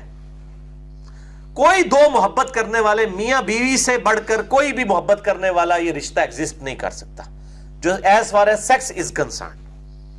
تو انشاءاللہ میں اگلی دفعہ ان احادیث کو ڈھونڈ کے میں بھی تیار کر رہا ہوں، انشاءاللہ یہ ساری احادیث انشاءاللہ میں ڈسکس کروں گا. تو مسئلہ نمبر 106 میں بھی میں نے اہلسنتپاک.com پہ اس کے اوپر ڈسکشن کی تھی. پھر مجھے بعض لوگ یہ کہہ رہے ہوتے ہیں کہ جناب آپ وہ جناب ڈاکٹر ذاکر نائک کا بھی رد کرتے ہیں جی، آپ شیخ البانی کا بھی کرتے ہیں جی، غامدی صاحب کے بارے میں آپ نرم گوشہ رکھتے ہیں. میں تو سب کے بارے میں نرم گوشہ رکھتا ہوں. بہرحال وہ غامدی صاحب کے بارے میں اگر میں نرم گوشہ اس لیے رکھتا ہوں کہ وہ کسی فرقے کو پریزنٹ نہیں کر رہے ہیں، اس لیے نوجوان نسل جو ہے ان کی طرف اٹریکٹ ہوئی ہوئی ہے. اب جب نوجوان نسل ان کی طرف اٹریکٹ ہوئی ہوئی ہے تو وہ نوجوان نسل وہ ہے جو دین سے برگشتہ ہے، جو ان کی طرف اٹریکٹ ہے اور اس کی وجہ سے کسی درجے میں دین کے اوپر آئی. اب جب غامدی صاحب کو ٹارگٹ کرنا ہوگا، ان کی غلطی کی اصلاح کرنی ہوگی، اس میں پھر ہماری گفتگو کی فریکوینسی کچھ اور ہوگی. لیکن جو فرقوں کے ریپریزنٹیٹیو ہیں، چاہے وہ طارق جمیل صاحب ہیں جن کے پیچھے دیوبند مکتبہ فکر کھڑا ہے، اب وہ چاہے اپنے آپ کو نیوٹرل پیش کریں، بہرحال ایک مکتبہ فکر تو کھڑا ہے. ڈاکٹر ذاکر نائک کے پیچھے بھی اہل حدیث کھڑے ہوئے ہیں. وہ بے شک کہتے ہیں کہ میں مسلمان کہلاتا ہوں، سب کچھ ہے، لیکن انہوں نے آج تک جرت نہیں کی ہے کہ اہل حدیث کے خلاف کوئی مسئلہ بیان کریں. مسئلے بیان کریں نا اہل حدیث کے خلاف تو میں دیکھتا ہوں پھر وہ اہل حدیث کیسے اون کرتے ہیں ان کو. ایون یزید والے مسئلے میں بھی انہوں نے اہل حدیث کے لوگوں کو سپورٹ کیا، باقی سارے معاملات میں. بہرحال وہ ایک مکتبہ فکر تو ان کو آن کر رہے ہیں، وہی ان کی تقریر بھی مسجدوں میں ارینج کرواتے ہیں، کوئی ڈس آن تو نہیں کر رہے ہیں. تو وہ ڈس آن جس کو کرتے ہیں اس کا پتہ چل جاتا ہے کہ یہ بندہ فرقوں سے نکلا ہوا ہے، وہ یا میں ہوں تو یا غامدی صاحب ہے. تو اس لیے پھر میں ظاہر ہے کہ میرا پھر اس معاملے میں تھوڑا سا لینیٹ نقطہ نظر ہو جاتا ہے. لیکن اس کا یہ مطلب نہیں کہ میں غامدی صاحب کو معاملات میں سے، میں نے تو داڑھی کا لیکچر ان کے خلاف دیا ہے، حیات مسیح نزول مسیح والا لیکچر ان کے خلاف دیا ہے. باقی اب اگر کوئی ایکسپیکٹ کرتا ہے کہ میں ان کو گالیاں نکالنا شروع کر دوں یا میں ان کے ساتھ وہی روڈ لینگویج استعمال کروں کہ غامدی صاحب کی داڑھی نہیں ہے، فلاں نہیں ہے، فلاں نہیں ہے، تو یہ بھائی علم کا میدان ہے، یہاں پہ جذبات کی کوئی حیثیت نہیں ہے. بہرحال میں مولویوں سے ان کو ہر صورت بہتر سمجھتا ہوں. تو ان کے ماننے والوں کو میں ریکویسٹ کروں گا کہ ان کے علم سے متاثر ہوئے ہیں تو ان کی ہر چیز کو ہی نا پازیٹیولی لیں، کچھ چیزیں ان کی غلط بھی ہیں. اور وہ خود بھی کہتے ہیں کہ جو یہ میری رائے ہے، اگر کسی کو اختلاف ہے وہ کر سکتا ہے. یہ جرت انہیں کی ہے، ویسے بہت بڑی جرت ہے، یہ میں نے کسی اور بندے میں نہیں دیکھی ہے کہ وہ بات بیان کر کے کہ اینڈ پہ یہ میری رائے ہے، آپ اختلاف رائے کر سکتے ہیں. یعنی میرے اندر بھی یہ حوصلہ انہی کی باتیں سن کے تھوڑا بہت پیدا ہونا شروع ہے، تو میں بھی اب کہنا شروع ہوں، ورنہ کوئی بھی نہیں یہ بات کہتا کہ یہ میری رائے ہے، آپ اختلاف رائے کر سکتے ہیں. تو یہ بہت بڑے حوصلے کی بات ہے، اور میں کہتا ہوں باقی سپیکرز کو بھی ان سے سیکھنا چاہیے. باقی جو غلط چیزیں ہیں ان کی چھوڑ دیں. اور یہ بہت بڑا المیہ ہے. امام غزالی رحمہ اللہ نے بھی المنقذ من الضلال میں یہ بات لکھی ہے کہ میں نے ایک دنیا میں بہت بڑا المیہ دیکھا ہے کہ جب لوگ کسی سے ایک فیلڈ میں متاثر ہو جاتے ہیں نا تو اس کی باقی فیلڈز میں بھی ایکسپرٹ اوپینین کو منوان اسی طریقے سے قبول کر لیتے ہیں. مثال کے طور پر ایک بہت اچھا کرکٹر ہے, اب ضروری نہیں کہ وہ بہت اچھا سیاستدان بھی ہو, تو کرکٹ کی فیلڈ میں تو وہ ضرور اس کی بات کو اتھارٹی مانا جا سکتا ہے, لیکن اگر وہ کہ چونکہ اب میں بہت بڑا اچھا کرکٹر ہوں لہٰذا میں اب سیاست کے بارے میں بھی جو بات کروں گا, میں جو دین کے بارے میں بھی بات کروں گا وہ بھی اسی طریقے سے ایلیٹ ہوگی کیونکہ میں ورلڈ کپ جتایا ہے, تو یہ ضروری نہیں ہوگا. اسی طریقے سے ایک عالم دین ہے جس کی دین کی فیلڈ کے اندر کوئی ایکسپرٹیز ہے, تو اب وہ سمجھتا ہے چونکہ میری دین کے اندر ایکسپرٹیز ہے لہٰذا اب میں میڈیکل فیلڈ پہ بھی انجینئرنگ کی فیلڈ پہ بھی بولوں گا. ضروری نہیں ہے کہ وہ ہمیشہ صحیح بولے, غلط بھی بول سکتا ہے. اس طریقے میں اپنے لیے بھی بات کروں گا کہ میں اسی لیے جب بھی بولتا ہوں میں ریفرنسز دیتا ہوں. ہاں میں جب ذاتی بات کروں آپ پھینک سکتے ہیں, لیکن اگر میں آپ کو بتا دیتا ہوں قرآن میں لکھا ہے, بخاری میں لکھا ہے, مسلم میں لکھا ہے, پھر میری تو ذمہ داری ختم ہو گئی. پھر آپ کا جھگڑا اللہ اور اس کے رسول کے ساتھ ہوگا, میرے ساتھ نہیں ہوگا. میں نے تو حدیث بتا دی ہیں, یہ تو مسئلہ ہی نہیں ہے. تو میں یہ اپنے والا معاملہ بھی کلیئر کر دیا. کل نو کوئی کہے کہ جناب تسی تے انجینئر ہو تو دین اتنے کیوں گل کر رہے ہو, تواڈے مولوی تے بغیر حوالے دے گل کردے نے, کوڑ بھی مار کے ٹر جاندے نے, جھوٹی روایتیں بھی بیان کر جاتے ہیں, ضعیف روایتیں بھی, سارے مکاتبے فکر کے, بریلوی, دیوبندی, اہل حدیث, اہل تشیع. یقین کریں میرا اب ذرا مزاج تھوڑا ڈیفرنٹ ہو گیا, ورنہ میں اگر ان سارے علماء کے پوسٹ مارٹم کرنے شروع کروں نا, بریلویوں کے, دیوبندیوں کے, اہل حدیث کے, اہل تشیع کے, میں ان کی کتنی آپ کو غلطیاں پوائنٹ آؤٹ کر دوں گا کہ یہ لوگ بالکل شرم نہیں کرتے ہیں, اپنے مسلک کے لیے ضعیف روایتیں, جھوٹی روایتیں بھی بیان کر جاتے ہیں. سارے ہی اس عوام کے اندر ننگے ہیں. وجہ مسلک پرستی ہے. مسلک سے نکلیں گے پھر اس طرح کی باتیں نہیں کریں گے. تو اصل بیماری وہ ہے, وہ بیماری جب نکلے گی نا, جو پنجابی کے اندر کتا کوئی جو نکلے گا تو پھر تسی ڈول بھی کڈو گے تو جڑا نا وہ کنویں کا پانی صاف ہوگا. اگر کتا بیچ میں ہی ہے فرقہ واریت کا کتا, تو جتنا مرضی آپ اصلاح کریں اصلاح تو نہیں ہو سکتی. تو یہ فرق ہے. ریفرنسز اگر کوئی دیتا ہے تو کوئی یہودی بھی آگے دے, آپ قبول کریں اس کو. تو صحیح بخاری میں حدیث موجود ہے نا کہ شیطان نے انسانی شکل میں آ کے آیت الکرسی کا وظیفہ دیا. آپ صلی اللہ علیہ وسلم فرمایا کہ ہے وہ جھوٹا تھا لیکن بات سچی کی ہے. شیطان بھی اگر آپ کو ریفرنس کے ساتھ کوئی بات کرتا ہے ایکسیپٹیبل ہوگی, ریفرنس کو دیکھا جائے گا, کسی پرسنالٹی کو. یہ نہیں بہت بڑے بڑے علماء ہیں جھوٹ بول کے چلے جاتے ہیں اور لوگ کہتے ہیں انہوں نے فرما دیا. فرمایا فرمویا کیا, وہ ان کی اپنے بزرگ بابوں کی تعلیمات ہوتی ہیں, کتاب و سنت کی تعلیمات نہیں ہوتی. اسی کانٹیکسٹ میں ایک حدیث, میں یہ بے حیائی کے حوالے سے ہی, لوگ کہتے ہیں جی پتہ نہیں چل رہا جی اسلام کا مزاج. میرے بھائی کلیئر ہے, اسلام کا مزاج ہی حیا کے اوپر ہے. مسلم شریف میں ایک حدیث ہے, مشکات میں اس کا نمبر ہے 5073. آپ صلی اللہ علیہ وآلہ وسلم نے فرمایا, گناہ وہ جو تیرے دل میں کھٹکے اور تو اس بات سے آر محسوس کرے کہ لوگوں کو پتہ چل جائے, اس بات سے ڈرے تو. یعنی تیرا اندر کا بیٹھا ہوا مفتی ایک گواہی دے رہا ہے کہ تو غلط کام کیتا ہے بھائی. جب تو ڈرے نا کہ لوگ اس پر مطلع نہ ہو جائے. مجھے بھی کئی لوگ فون کر کے پوچھ رہے ہوتے ہیں جناب یہ جائز ہے کہ ناجائز, تو میں آگے سے یہ تو نہیں کہتا کہ جائز ہے ناجائز, میں کہہ رہا ہوں تسی کیا کہندے ہو, اے جی غلط ہی لگتا ہے. تو میں لوگوں کو پوچھتے پہ ہوں, میرے لیے اس لیے مجھ سے اس لیے پوچھ رہے ہوتے ہیں کہ جناب انجینئر محمد علی مرزا صاحب ہمارے گناہوں کا بوجھ اٹھا لے, یہ کسی طریقے جائز کہہ دے تو بس ٹھیک ہے. جس طرح آج بھی وہ کہتے ہیں جی مفتی صاحب نے فرما دیا ہے, انہوں نے فتویٰ دے دی ہے. جی فتویٰ آ گیا, فتویٰ ہے وہی نازل ہو گئی ہے. فتویٰ کہتے ہیں ایکسپرٹ اوپینین کو, کسی کا ذاتی خیال. فتویٰ تو چاہے آج کے کسی عالم کا ہو, چاہے آج سے 1400 سال پہلے کسی شخص کا فتویٰ ہو, نبی صلی اللہ علیہ وسلم کے علاوہ, اس سے علمی دلائل کے ساتھ اختلاف ہو سکتا ہے. امام مالک رحمہ اللہ فرمایا کرتے تھے قبر رسول کی طرف اشارہ کر کے کہ اس صاحب قبر کے علاوہ دنیا میں کوئی اور ایسا شخص نہیں گزرا کہ جس کی کچھ باتیں مقبول اور کچھ مردود نہ ہو, سوائے اس شخص کے اس کی تمام باتیں جو ہیں وہ مقبول ہیں, مردود کوئی نہیں ہے. اس شخص کے علاوہ ہر شخص سے اختلاف کیا جا سکتا ہے دلائل کی روشنی میں. علم کے میدان میں جذبات کی کوئی حیثیت نہیں ہوتی. کسی کا علمی یا اپنا جو دین کے اعتبار سے مرتبہ اپنی جگہ, لیکن علمی دلائل کے ساتھ اختلاف رائے اس کے ساتھ ہو سکتا ہے. یہ بڑی اہم بات ہے. اسی کانٹیکسٹ میں ایک جامعہ ترمذی میں حدیث ہے, مسند امام احمد میں بھی ہے اور مشکات میں 2773 ہے. سیدنا حسن ابن علی رضی اللہ تعالی عنہما کہتے ہیں نبی صلی اللہ علیہ وسلم کے نواسے وعلیہ السلام وہ کہتے ہیں کہ میں نے خود نبی صلی اللہ علیہ وسلم سے ایک بات سن کے یاد رکھی ہے کہ جو چیز تمہیں شک میں ڈال دے اسے چھوڑ دو. سچائی اطمینان دیتی ہے اور جھوٹ شک پر مبنی ہوتا ہے. سچائی وہ آپ کو اندر سے بتا رہی ہوتی ہے یہ سچ ہے, اور جھوٹ جو ہے وہ آپ کو شک میں ڈال دیتا ہے. یہ بڑی اہم چیز ہے.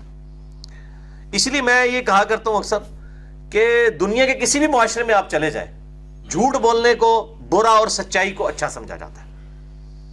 کسی کو دھوکہ دینے کو برا, کسی کے ساتھ خیر خواہی کو اچھا سمجھا جاتا ہے. یہ ہماری انسٹنکٹ کے اندر ہے. تو یہ دونوں احادیث مسلم اور جامع ترمذی کو اسی کو سپورٹیو ہیں الحمدللہ. 11ویں حدیث بھی بخاری اور مسلم کی متفق علیہ حدیث ہے, مشکات میں 3102 ہے. آپ صلی اللہ علیہ وسلم نے فرمایا عورتوں کے پاس جانے سے بچو. کسی نے عرض کیا یا رسول اللہ دیور کے بارے میں آپ کا کیا خیال ہے؟ آپ صلی اللہ علیہ وسلم نے فرمایا دیور تو موت ہے. اب ظاہر ہے کہ دیور کا جو گھر میں جو پردہ ہے اگر کوئی افورڈ کر سکتا ہے وہ تو پھر علیحدہ گھر وہ سب سے بہتر ہے, لیکن گھر کے اندر جو اس طرح کے معاملات ہیں دیور کے پوائنٹ آف ویو سے, اس میں ایمفیسائز پھر نگاہ کے پردے کے اوپر ہی ہوگا. وہاں پر بھی اگر کوئی حجاب کا اہتمام کرتا ہے تو نور علی نور ہے. 12ویں حدیث صحیح مسلم میں ہے, مشکات میں 3101. آپ صلی اللہ علیہ وسلم نے فرمایا خبردار کوئی بھی شخص کسی بیوہ عورت کے پاس رات بسر نہ کرے مگر یہ کہ اس کا محرم وہاں پر موجود ہو. کوئی بیوہ عورت ہے یا کوئی شادی شدہ عورت ہے اور اس کا محرم گھر میں نہیں ہے تو آپ غیر محرم اس کے ساتھ گھر میں سو نہیں سکتے. یہ بڑا سینسٹیو ایشو ہے. آپ دیکھیں کس لیول پہ جا کے آپ صلی اللہ علیہ وسلم چیزوں کو سمجھا رہے ہیں. یعنی اب بھی اگر کوئی شخص کہے جی مجھے یہ بات سمجھ نہیں آ رہی ہے تو اس کو اپنے دماغ کا علاج کروانا چاہیے.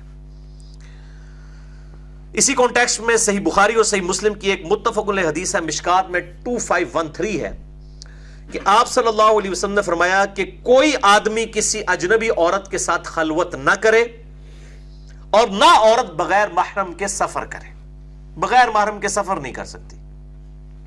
وہیں پر ایک صحابی تھے, انہوں نے کہا یا رسول اللہ صلی اللہ علیہ وسلم میری بیوی حج کا ارادہ رکھتی ہے اور میرا نام جہاد کے لیے لکھا گیا ہے, قتال کے لیے.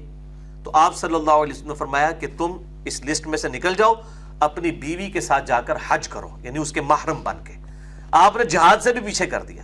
حتیٰ کہ اسی کانٹیکسٹ میں بخاری اور مسلم کی ایک اور حدیث ہے, مشکات میں 2514 ہے. اما عائشہ رضی اللہ تعالیٰ عنہ کہتی ہیں کہ میں نے جہاد میں جانے کی اجازت مانگی نبی صلی اللہ علیہ وسلم سے. جہاد کی اتنی فضیلت ہے قتال کی. تو آپ صلی اللہ علیہ وسلم نے فرمایا کہ عورتوں کا جہاد حج کرنا ہے. اور روایتوں میں آتا ہے کہ عمرہ کرنا بھی عورتوں کا جہاد ہے. میں نے جو حج اور عمرے کے اوپر 4 لیکچرز دیے ہیں, مسئلہ 54A, B, C اور D, 2 حج اور عمرے پر اور 2 قبر رسول کی حاضری پر. 54A اور B حج اور عمرے پر, C اور D جو ہے وہ قبر رسول صلی اللہ علیہ وسلم کی حاضری پر. اس میں نے اس طرح کی کئی احادیث اور بھی بتائی ہیں الحمدللہ. 13ویں حدیث جامع ترمذی اور سنن ابی داؤد میں, مشکات میں ہے 3116 کہ ام سلمہ رضی اللہ تعالیٰ عنہ اور میمونہ رضی اللہ تعالیٰ عنہ حضور صلی اللہ علیہ وسلم کی 2 بیویاں, آپ صلی اللہ علیہ وسلم ان کے پاس بیٹھے ہوئے تھے. عبداللہ ابن ام مکتوم نابینا صحابی وہاں پر آ گئے. یہ بڑی مشہور حدیث ہے. تو آپ صلی اللہ علیہ وسلم نے اپنی بیویوں کو کہا کہ تم اس سے پردہ کرو, نابینا سے. تو انہوں نے عرض کی یا رسول اللہ صلی اللہ علیہ وسلم یہ تو نابینا ہے, یہ ہمیں دیکھ نہیں سکتے. آپ صلی اللہ علیہ وسلم فرمایا کیا تم دونوں بھی نابینا ہو کہ اسے نہیں دیکھ سکتی؟ کتنے سخت الفاظ ہیں یار. اور وہ 2 عورتیں کوئی عام عورتیں نہیں ہیں, نبی کی بیویاں ہیں, ام سلمہ اور میمونہ رضی اللہ عنہما وعلیہم السلام. بلکہ بخاری و مسلم میں ایک حدیث ہے بڑی انٹرسٹنگ, میں اگلی دفعہ بیان کروں گا. بخاری میں 6228 اور مسلم میں 3251 کہ حج یا عمرے کے موقع پر آپ صلی اللہ علیہ وسلم اونٹ پر بیٹھے ہوئے تھے. آپ کے پیچھے جو ہے آپ کے وہ چچا زاد فضل بن عباس بیٹھے ہوئے تھے, عبداللہ ابن عباس کے بھائی, اور وہ ٹین ایجر تھے. تو ایک عورت جو ہے وہ آپ صلی اللہ علیہ وسلم سے کوئی مسئلہ پوچھنے کے لیے آئی. اب ظاہر ہے حج یا عمرے کا معاملہ تھا تو وہ عورت کے چہرہ کھلا ہوا تھا. صحیح بخاری میں حدیث ہے کہ اس حالت میں چہرہ کھلا رکھنا. تو وہ اس عورت کو دیکھ رہے تھے اور وہ عورت نبی صلی اللہ علیہ وسلم سے مسئلہ پوچھتے ہوئے اس کو دیکھ رہی تھی. تو آپ صلی اللہ علیہ وسلم نے یوں اپنا ہاتھ مبارک پیچھے کیا اور اس کی گردن کو یوں موڑ دیا پھر وہ دیکھنا شروع ہو گئے، پھر موڑ دیا. آپ صلی اللہ علیہ وسلم نے یعنی کہ اس وقت کا بھی لحاظ نہیں کیا کہ میں اسی وقت اس کو کہہ رہا ہوں، آپ صلی اللہ علیہ وسلم نے زبردستی اس کی یوں گردن موڑ دی پیچھے سے. اچھا یہ کیوں موڑ دی؟ کہ آپ صلی اللہ علیہ وسلم کو پیٹھ کے پیچھے نظر آ رہا ہوتا تھا، ورنہ ایک بندہ پیچھے سے دیکھ رہا ہے، کیسے آپ کو اندازہ ہوا؟ بخاری اور مسلم میں حدیث ہے، آپ کا یہ معجزہ تھا کہ آپ کو ان دو آنکھوں کے ساتھ 360 ڈگری کا ویژن نظر آتا تھا. آپ اپنی پیٹھ کے پیچھے بھی دیکھتے تھے جیسا کہ سامنے دیکھتے تھے. یہ معجزہ پرماننٹلی اٹیچ معجزہ تھا. مسئلہ نمبر میرا 118 ریکارڈ ہے اس کے اوپر، آپ صلی اللہ علیہ وسلم کے پسینہ مبارک کے اوپر، اسی طریقے سے آپ صلی اللہ علیہ وسلم کے پیشاب سے متعلق، آپ صلی اللہ علیہ وسلم کے سائے سے متعلق، وہاں پر میں نے یہ حدیثیں بھی بتائی ہیں. تو آپ صلی اللہ علیہ وسلم نے یوں کر کے ان کا چہرہ جو ہے وہ پھیر دیا. اب اس سے وہ لوگ رزلٹ نکال رہے ہوتے ہیں کہ جی عورت کا چہرہ کھلا تھا، وہ تو حج اور عمرے کا ذکر ہے، وہ تو ہم ثابت کریں گے کہ اس معاملے میں ایشو اور ہے، حج اور عمرے کے علاوہ ایشو اور ہے. حجاب اور ستر کے ایشو میں اگلی دفعہ انشاءاللہ ڈسکشن ہوگی. 14ویں حدیث بھی بخاری اور مسلم کی متفق علیہ حدیث ہے، مشکات میں 5071. یہ اب جو 14 15 16 17 یہ بڑی امپورٹنٹ ہے حیا کے پوائنٹ آف ویو سے. آپ صلی اللہ علیہ وسلم نے فرمایا حیا ہمیشہ خیر ہی لاتا ہے، حیا تو سراپا خیر ہی ہے. یعنی حیا کا انجام ہمیشہ خیر کی شکل میں ہوگا. حیا کرنے سے کسی کو نقصان نہیں ہوگا، ہمیشہ فائدہ ہی ہوگا. یعنی کوئی کہہ سکتا ہے یہ بندہ فلاں بڑا شرمیلا ہے، عورتوں میں لوگ کہتے ہیں چڈو ہے، بہندے ہی نہیں ہے زنانی چاہ کے. اور اب آپ کو میں اگلی حدیث بتانے لگوں، نبی صلی اللہ علیہ وسلم نے ایسے لوگوں کو ڈانٹا ہے جو کسی شرمیلے شخص کو کسی معاملے میں آڑ دلائیں، تو نبی صلی اللہ علیہ وسلم نے ان کو ڈانٹا ہے. وہ حدیث سنیں، بخاری اور مسلم دونوں میں یہ حدیث ہے، مشکات میں ہے 5070. انصار کا ایک شخص کسی شرمیلے آدمی کو، کوئی شرمیلا تھا، کوئی صحابی، اس کو وہ سمجھا رہا تھا کہ تو بالکل ہی شرمیلا ہے، بڑا سادہ سا ہے تو. اس میں الفاظ ہے وہ شرمیلا آدمی تھا. تو آپ صلی اللہ علیہ وسلم وہاں سے گزرے تو آپ صلی اللہ علیہ وسلم نے اس سمجھانے والے کو کہا کہ اس شخص کو چھوڑ دو. فَإِنَّ الْحَيَاءَ مِنَ الْإِيمَانِ، بے شک حیا تو ایمان میں سے ہے. بے ایمان کر لیں انہوں. یعنی وہ ہوتا ہی ہے کہ آپ اس طرح جب کسی کا چاکا کھولا جاتا ہے اور چاکا کھول ہی جاتا ہے. آپ صلی اللہ علیہ وسلم اگر اس کو قدرتی طور پہ اللہ تعالیٰ نے حیا والی نیچر عطا فرمائی. بخاری اور مسلم کی متفق علیہ حدیث ہے، صحابہ کہتے ہیں کہ نبی صلی اللہ علیہ وسلم میں کنواری عورتوں سے زیادہ شرم و حیا تھی. کنواری عورتوں سے زیادہ شرم و حیا تھی نبی صلی اللہ علیہ وسلم میں. تو آپ صلی اللہ علیہ وسلم نے ان کو کہا کہ چھوڑ دو اس کو. فَإِنَّ الْحَيَاءَ مِنَ الْإِيمَانِ، بے شک حیا جو ہے وہ ایمان میں سے. 16ویں حدیث صحیح بخاری میں ہے، مشکات میں 5072. آپ صلی اللہ علیہ وسلم نے فرمایا کہ لوگوں تک جو سابقہ انبیاء کرام علیہم السلام کے اقوال پہنچے ہیں، ان میں سے ایک بہترین قول یہ بھی ہے، اگلے انبیاء کی وحی میں بھی، صرف نبی صلی اللہ علیہ وسلم کے اس شریعت میں نہیں، اگلی انبیاء کی وحی میں بھی. وہ قول کیا ہے؟ اذا لم تستحی فاصنع ما شئت، کہ اگر تم میں حیا نہیں ہے نا تو جو مرضی کرو. یعنی اگر کوئی شخص بے حیا ہے اس سے کوئی بھی گناہ آپ ایکسپیکٹ کر سکتے ہیں. اگر کوئی شخص بے حیائی پہ اتر آیا ہے تو پھر کوئی گناہ بھی کر سکتا ہے. اگر تم میں حیا نہیں تو پھر جو مرضی کر. اب یہ اس جو مرضی کر سے مراد وہ خزمہ نو کھا، جسے پنجابی میں ہم کہتے ہیں کہ اگر تیرے اندر حیا نہیں تو خزمہ نو کھا. یہ وہ چیز ہے، اگر تیرے میں حیا نہیں ہے تو جو مرضی کر. تو یہ حیا والے معاملے ہی میں بچنے کے لیے غض بصر کا، بد نگاہی سے بچنے کا حکم، اور غض بصر نگاہوں کی حفاظت، نگاہوں کو نیچے رکھنے کا حکم ہے. اور غض بصر کے لیے بھی ایک سٹیپ آپ صلی اللہ علیہ وسلم نے اور تعلیم فرما دیا کہ نگاہوں کو نیچا رکھنے کا طریقہ کیا ہے، نگاہوں کی حفاظت کا. اور وہ میں نے آخری حدیث رکھی تھی 17ویں. یہ حدیث بھی بخاری اور مسلم کی متفق علیہ حدیث ہے اور مشکات میں ہے 3080. اور کتاب النکاح چیپٹر مشکات المصابیح کا اس کی پہلی حدیث ہی یہی لے کے آئے ہیں. وہ میں نے اس کو آخری نمبر پہ رکھا ہے کیونکہ علاج تھا اس میں، کہ آپ صلی اللہ علیہ وسلم نے فرمایا کہ نوجوانوں کی جماعت تم میں سے جو استطاعت رکھتا ہو، فائنینشلی بھی اور سیکچولی بھی، دونوں اعتبار سے، جو خرچہ بھی اٹھا سکتا ہو اور اس میں وہ سیکس والا معاملہ بھی ہو، تو اسے چاہیے کہ وہ شادی کر لے، کیونکہ شادی کرنا نگاہوں کو نیچا کرتا ہے اور عفت اور عصمت، شرمگاہ کی جو عفت اور عصمت ہے اس کی حفاظت کا ذریعہ ہے. اور جو استطاعت نہ رکھے تو وہ روزے رکھ لیا کرے اپنی شہوت کو ٹھنڈا کرنے کے لیے. اچھا روزے وہی رکھے گا ظاہر ہے کہ جس میں سیکچول ایشو ہے، تبھی اس کو کہا جا رہا ہے نا. تو اس سے یہ بات پتہ چلی کہ اگر کوئی فائنینشلی بھی استطاعت نہیں رکھتا تو وہ پھر شادی کی بجائے روزے رکھ کے اس چیز کو کاؤنٹر فار کرے. تو اس لیے میں نے وہ اس کا ترجمہ اس اعتبار سے کیا تھا، باقی سب نے یہی ترجمہ اس کا کیا ہوا ہے. استطاعت میں دونوں چیزیں شامل ہیں. تو آپ صلی اللہ علیہ وسلم نے اس میں الفاظ بھی استعمال فرمائے، اغض للبصر، یہ شادی کرنا تمہاری نگاہوں کو غض بصر کا ذریعہ، اس کو نیچا رکھنے کا، سنبھالنے کا ذریعہ بن جائے گا، اور تمہاری شرمگاہ کی حفاظت کا ذریعہ بھی بن جائے گا. تو روزے رکھ کے اپنی شہوت کو ٹھنڈا کریں. ایک علاج میں نے بھی اس میں آگے تجویز کیا. جب لوگوں کو ہم یہ حدیث سناتے ہیں نا تو کہتے ہیں جناب جی روزے تے گرمیاں دے مشکل نہ، جناب رمضان کے روزے مشکل سے رکھتے ہیں تو روزے کون رکھے؟ اب ظاہر ہے روزے کوئی رکھے گا تو خود بخود کنٹرول میں آ جائے گا. تو پھر میں ایک پھکی والا علاج، اینٹی وینم، الزامی جواب اس کو میں دیتا ہوں کہ پھر میرے بھائی آپ کے لیے تو بڑا آسان علاج ہے. آپ روزانہ 1 منٹ کے لیے موم بتی کے فلیم پہ اپنا ہاتھ رکھا کریں اور پریکٹس شروع کر دیں، کیونکہ آپ نے انشاءاللہ دوزخ میں ہی جانا ہے اگر یہی کام آپ کرتے رہے، کیونکہ اللہ کا تو یہ حکم ہے کہ یہ اعمال جو ہے دوزخ میں لے جانے والے ہیں. اللہم اجرنا من النار، آمین. تو آپ روزانہ 1 منٹ موم بتی کے فلیم پہ، کینڈل کے فلیم کے اوپر، شعلے کے اوپر آپ جو ہے نا ہاتھ رکھ کے پریکٹس ابھی سے آگ کی شروع کر دیں. اور بخاری مسلم کی حدیث ہے کہ آخرت کی آگ دنیا سے 70 گنا زیادہ تیز ہے. تو کہتے ہیں نہیں یہ تو بڑا اوکھا ہے. تو پھر میں نے کہا میرے بھائی پھر آخرت کے لیے اپنے آپ کو تیار کریں، اپنے نفس کو آمادہ کریں اس کے اوپر. تو یہ میں نے علاج تجویز کر دیتا ہوں.